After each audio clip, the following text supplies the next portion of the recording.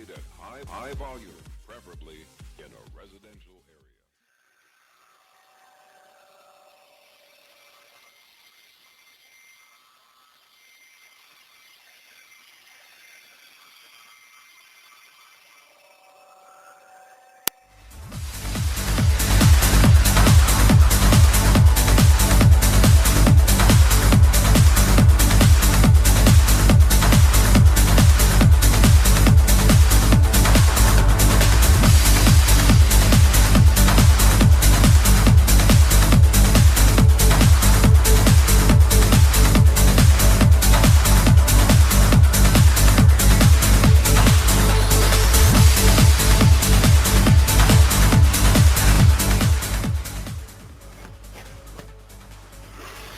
Yeah, boom to the hay, all your sports fans out there in the two-bowl-sphere, to you, the individual part of this collective. Welcome to the OMSR Gen 5.0 with your brief but very concise host, Will the Alternative Sports Up. Not a whole lot of room to unload.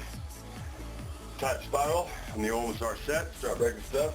And I do that all the time. Sometimes I'm just an okay day of that Scandinavian berserker turnaround, but alright, little intro show thing-a-ling and change, it's coming up, a little preview, example of, focus on the Big 12, college football spring news. Texas, going to get it together this year.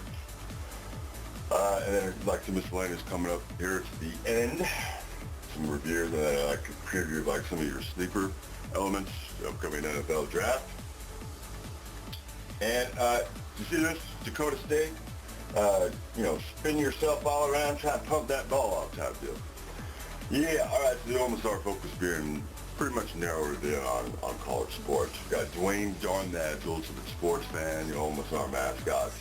And, there you have it, few of the Pi Kappa Alpha, house sweet hearts or house cheerleaders. PKA style, all of your view, Alpha Tau, give you props. Sort of scaled that back when every week it seemed like something was coming out bad press-wise.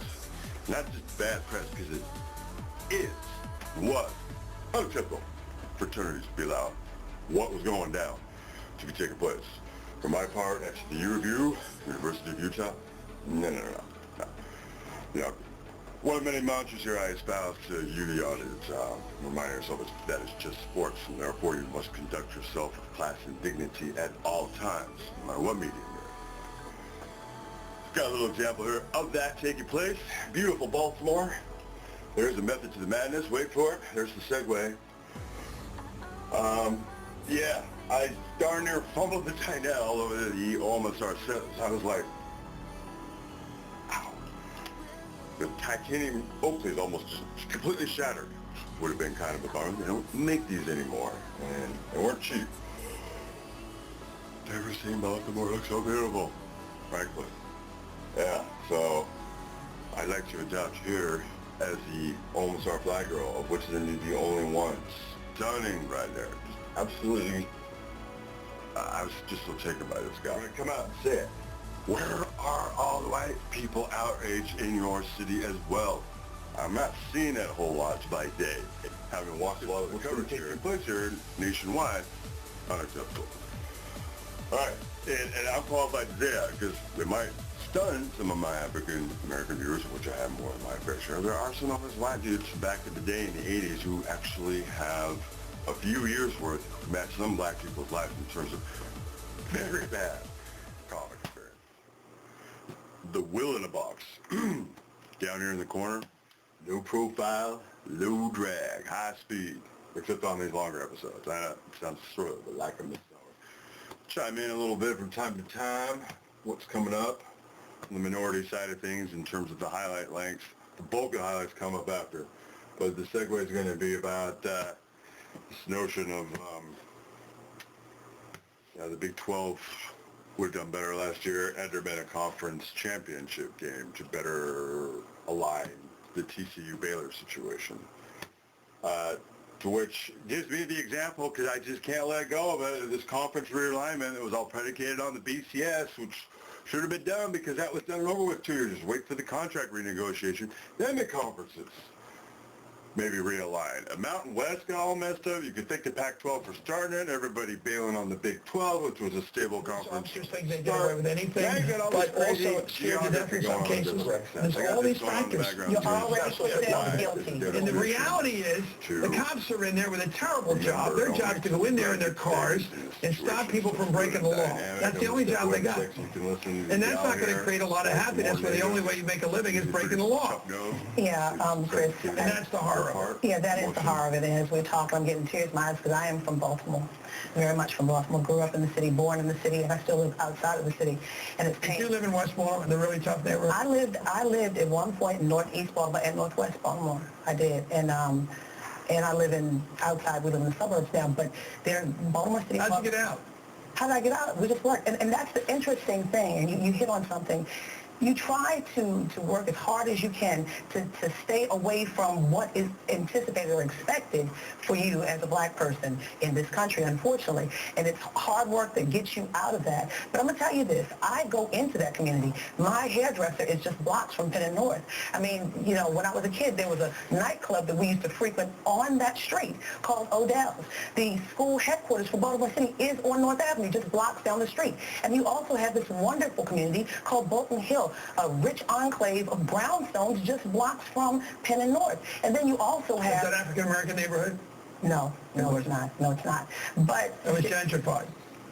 No, it's not. No, it's not. But there is regentrification in Baltimore, particularly when it comes to the harbor area. Yeah. When Governor William Donald Schaefer was mayor, he bought those houses for $1 around the harbor when it was Rashfield, nothing but dirt, and built up the beautiful harbor and built up these magnificent million-dollar homes. And the black people who were living in those dilapidated houses that he turned into beautiful homes, could not come back, could not afford it. So there is a problem within the black community in Baltimore, particularly that area. They don't have arts in the schools. They don't have physical education. Many of the children are overweight.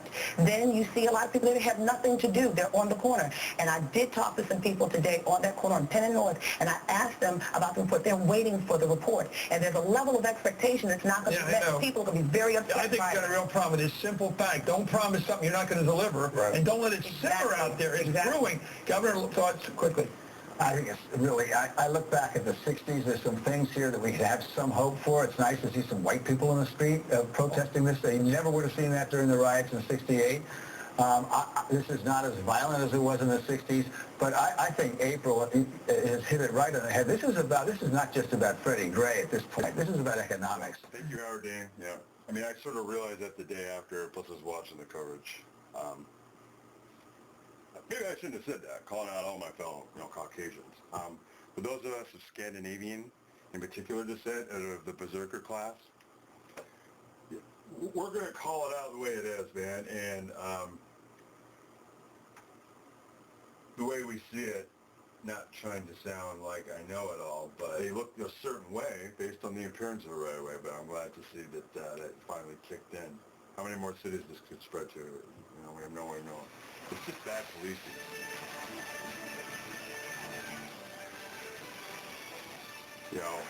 Being all my dads and muscle cars and coming in with the high school and we're profiled every day. A little more than 4 months until that first weekend in September when the 2015 college football season kicks off. Until then, we talk about it. Welcome to College Football Daily Spring Blitz. I'm Brendan Fitzgerald. I'm Charles Arbuckle, Kevin Weidel. We're going to get to the top plays in spring football. We're going to talk about NFL draft prospects. But first, let's take stock of what we've seen this spring. And I'll start with you, Charles. The biggest impression on you in spring football. It has to be what happened with the Big Ten. They won the national championship game. They have everything coming back with Ohio State. You have Jim Harbaugh, Major Waves, James Franklin. I like what the Big Ten is doing. And think about last year. That's the moment you know you've had it. Dead. Number 4 in the college football playoff ended up winning the national championship. I go to Ohio State, and you look at them, what they have on the offensive side of the ball. We all know about the quarterback position. They're all loaded at the running back. But I want to go to defense because I think this is what won them the national championship down the stretch in the Big Ten championship, and especially in the playoffs. This team is loaded. They are fast. They are explosive at all 3 levels. Joey Bosa, Adolphus Washington on the inside. You have Darren Lee, who's that fishing net in the middle of the defense and collects all those tackles. And you got Von Bell on the back end, Eli Apple, Gary on Conley. and Eric like Smith, two young prospects who played very well in the spring game. This defense is loaded, and I think they're poised to make another run. And I think in this show, we'll talk about Ohio State. I got an offensive line. Some good stuff. Yeah, offensive line, some quarterback situation as well. Let's talk about some new coaches. New coach with the most to change in terms of the culture. Jim McElwain has to be at Florida. I think when you look at where Florida's coming from and all the things that they have, he has to turn this thing around. Have a quarterback battle on his hands, but he's done a great job already managing that with Sean Ayers, Will Greer, the young redshirt freshman that everybody talks about. O-line. In this spring, with only 6 guys that were healthy, linebacker in Florida, they haven't had a receiver, a big-name receiver, since 2008. Yeah, really industry on Harris, Jeff Driscoll, can they develop those quarterbacks? We'll go to the Pac-12. I'm going to go Oregon State. Gary Anderson coming over from Wisconsin. A 5-7 team has a lot to replace on the offensive side, and starting with the quarterback, Sean Mannion. This offensive line really struggled, 110th ranked rushing offense. We gave up 36 sacks. Not a lot of talent to work with. He's going to have to do a good job recruiting early on. May go through some happens in Corvallis. Also, between the lines, how about the guys that are actually playing the game? Player you're most looking forward to seeing coming up this season? Well, we saw some of them last year. He was a freshman. Malachi Dupree out of LSU is an outstanding player. And I think averaging 22.7 yards a catch, which led the SEC. They moved him to the slot. So Cam Cameron is saying, okay, if I don't have a quarterback that can make the throws, I'm going to have my receivers learn every position. When they moved him into the slot, Odell Beckham was at spring practice and that spring game. He made some Odell Beckham-like catches, and I think that's what these LSU fans want to see more of. 4 catches, 112 yards, 2 touchdowns, big play receivers. Yeah, they got Travis Durrell on the other side, big play receiver. Just need to get the quarterback going with them. To me, I'm going to go stay in the SEC with the wide receiver. I'm going to go Robert Foster, 6'2", 195 pounds out of Alabama. This guy's going to try to fill the void left by Lane Kiffin's favorite boy, Amari Cooper, who's gone. You look at him, he had really good, productive spring game. He's fluid, flexible athlete, big-time recruit, outstanding athleticism. Needs to add some polish, not as savvy as Cooper, but he'll come along. I think he's going to be the big play guy for them this fall. The other guy on that team that needs to play, O.J. Howard. I think in order for them to be successful, all those catches for Amari Cooper gone, Foster, you got to have O.J. Howard, you got to have guys that can make plays. I want to see him take that next step. Throw him like a true tight end. Well, yeah, I don't do that. You know what I mean? I still can't notable spring storylines. Virginia names Matt Johns their starting quarterback heading into the 2015 season. Former Stanford running back Kelsey Young will transfer to Boise State. His younger brother Corey, a running back for the Broncos. Yeah, Stanford had a lot of transfers in this segment around this offseason. Graduate transfers are surprising. No surprise, Cooper. We'll preview what's going to be talked about. Now, we're going to keep this short and sweet because I know that some of these episodes have dragged on. I really don't intend to make like 30-minute epic, freaking, regular TV size clips. It's just to turn out to be that way. So the commissioner, golly gosh, right. I blame Swofford, who's out with Pac-12, thinking we got to get a conference championship game because we're close in years before the tail end of the BCS era. So went and snatched Colorado, and it was the same year Nebraska bolted to the Big Ten, but A&M and Missouri had already left for the SEC. So you got, and those moves kind of make sense. Colorado over to the West Coast, a little bit of a stretch. But Missouri and A&M fitting in the SEC, we're talking geographics that make sense the way the conferences work. Yes, and for the most part that's intact. But the elements added to, like West Virginia going to Oklahoma and a Big 12, kind of the Southwest, Big 8, no, it doesn't make sense. 14 schools in the SEC. Last year was a lot of talk, quite a few rants on the channel from Spring News last year of not having that capacity going on in each division, taking 3 years sometimes, therefore 6 if it were to cycle out that way for home and home, schools in your own conference. That's way too much time going on there. I know a lot of us kind of get tired of seeing same schools play each other. Especially in football, because the outcome's are going to be the same, whereas basketball could be completely different. And some of those moves for the schools just haven't been that good. Colorado, the best school in the country with a losing record year in, year out. I'm going to defend, I've got my gear here. I don't wear it out a whole lot. But, Luke Bow, quarterback there, check him out if you can. He throws a Van Gogh of a spiral pass every time. It's a thing of beauty. Hopefully Colorado can get their act together. Got the right coach. It just got bad karma. It stems back to a Title IX incident back in the Some of you may remember that. Again, I just don't have enough time to cover every freaking sport that may relate to the sporting event being covered on a whole. Plenty of tangential elements.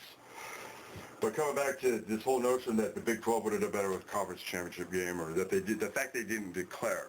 This was coming up, and then we're going to roll clips. Lots more highlights coming up. No worries. Just finish this thought. Yeah, Big East was talking about adding Boise State. Really, the nugget that started this whole process, why we're stuck with conferences now, and some are overloaded, top-heavy, and others are depleted, is UConn getting the default Big East 2 years in a row, and then just poor showing in the Orange Bowl, especially the last time. Getting crushed by FSU.